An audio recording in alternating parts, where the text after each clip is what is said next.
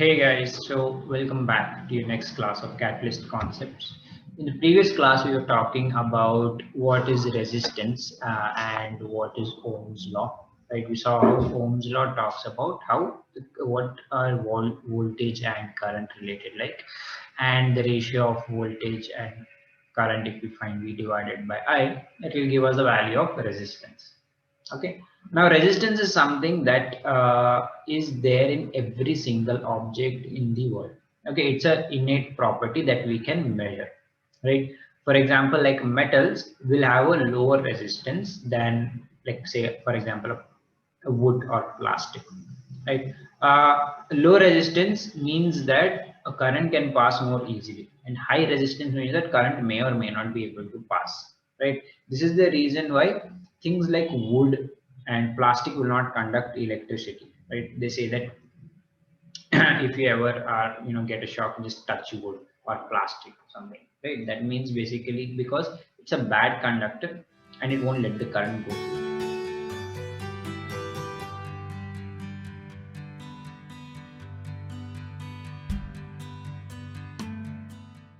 So, since we came to the topic of this shock, we are going to talk a little bit about the human body itself.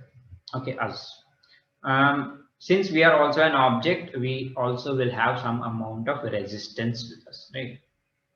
So the human body will have certain amount of resistance, but how much is it, right? One thing is, human body is not a uniform object, right? It's not like a piece of metal where everywhere you see it's just the same kind of metal. Our body is different. Inside we have different composition, outside we are different, right? For example, outside we have like our skin, our hair and all of this, but inside it's like a wet mushy mass, and you have your organs, you have your blood, and everything that's important is basically inside your body, and everything that's outside is essentially just trying to protect you from the outside world.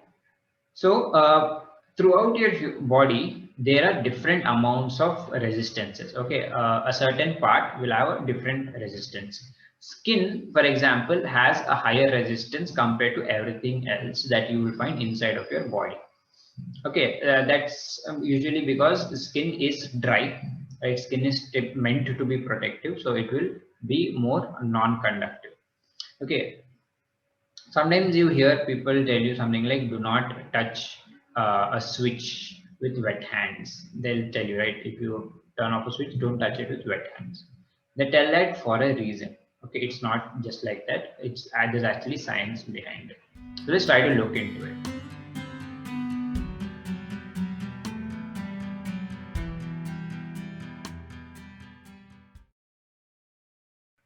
So we talk about human body.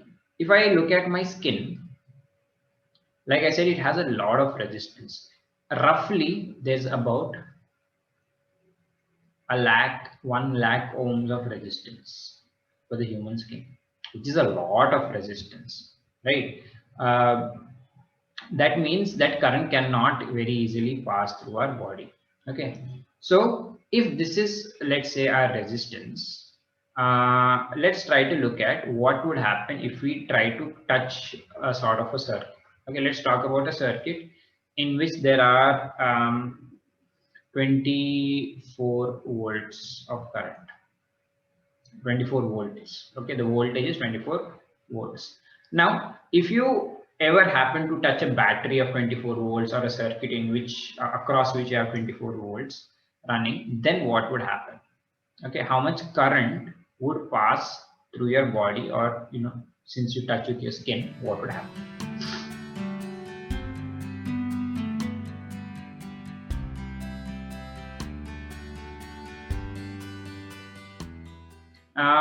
Let's start. We know that V equals to I into R, right? So if I have to calculate, I know V and R, I need to calculate I. So I can say V by R is nothing but I value. If I calculate I, I'll divide V by R. 24 divided by 1 lakh. Okay, so that will be 0.00024, something like that. Okay, amperes.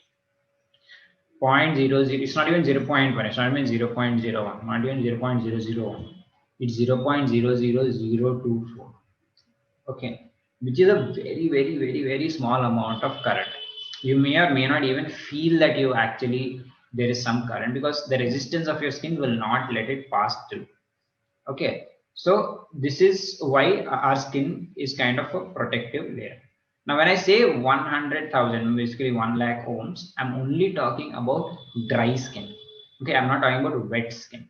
The moment you get your skin wet, your resistance is going to fall a lot. Okay,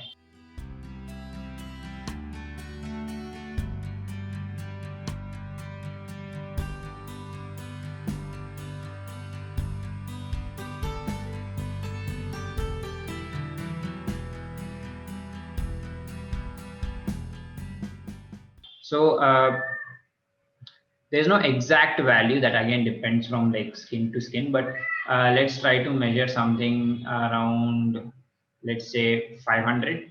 Okay, let's say that your resistance falls to 500 ohm, assuming. Now what would happen? Let's not say 500, let's say 100, it's easier to measure. Okay. Let's say it falls to 100 or 1000 ohm. Let's take it as 1000 ohm. Okay, now how much current would that pass if you touch the same 24-volt source? Okay, so I would say I equals to V by R, which is nothing but 1000, sorry, 24 divided by 1000. Okay, which is nothing but 2 decimal places here, 0.024 ampere. Okay, which is definitely much more than this. Okay, so when you have high resistance, very less current was passing, but as your resistance has reduced, you'll see that more current has passed, 0.024, which is a little more than 0.01, right? At this point of time, you will definitely feel something, right? This is definitely a noticeable amount of current. It might even affect you in a certain way. So what I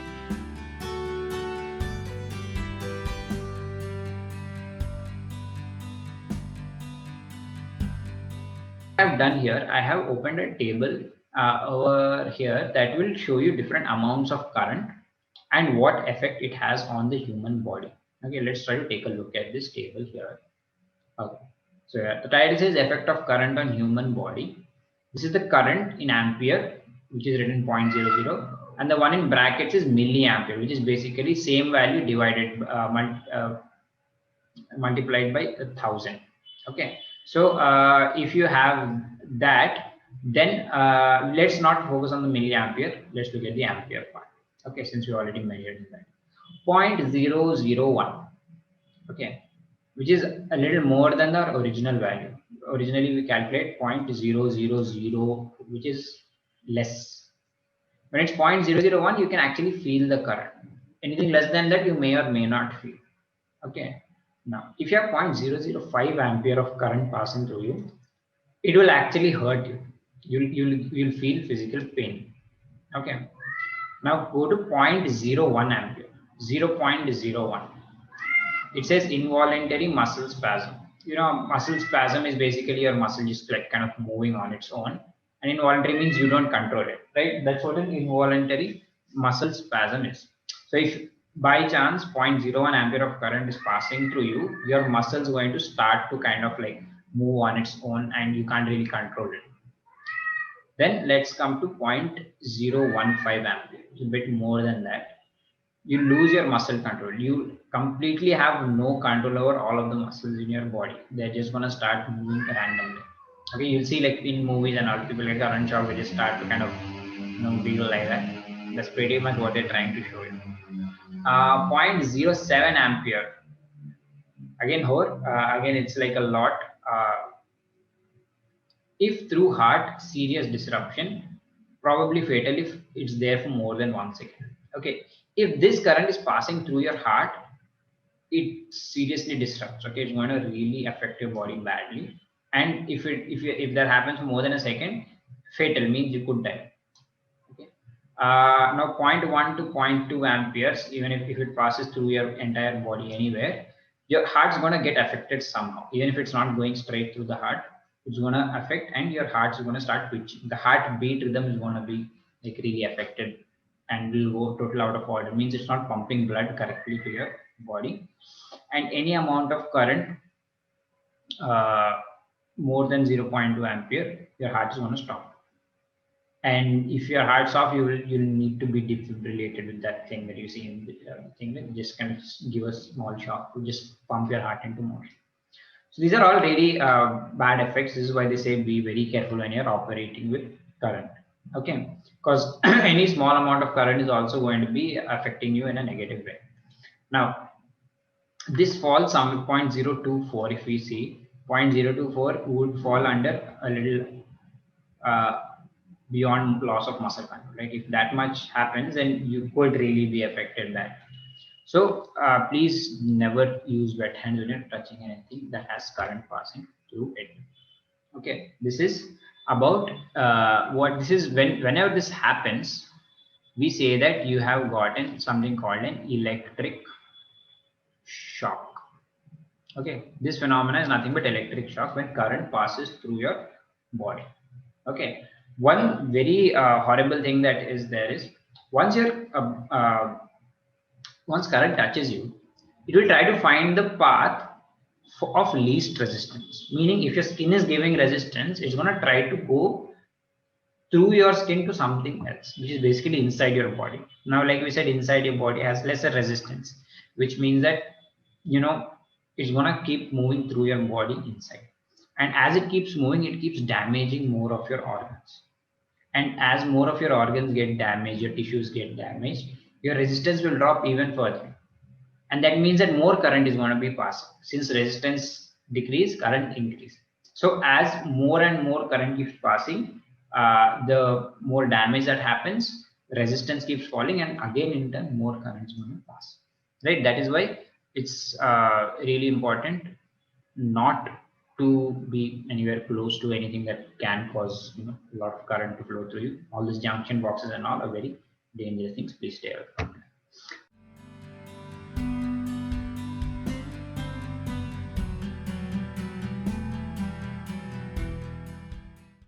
All right. So anyway, this electric shock is a combined effect. It will depend on how much resistance your body has, how much voltage you're in contact with, and how much current ultimately is going to pass through you. Okay. Yes. So that's it for today. This is a topic called electric shock. So I hope you understood this, and I hope you do stay careful and keep in mind not to be very playful around electricity. I'll see you in the next class again. If you have any doubts, comments, please drop them in the comment section below. And that's it for today. Bye.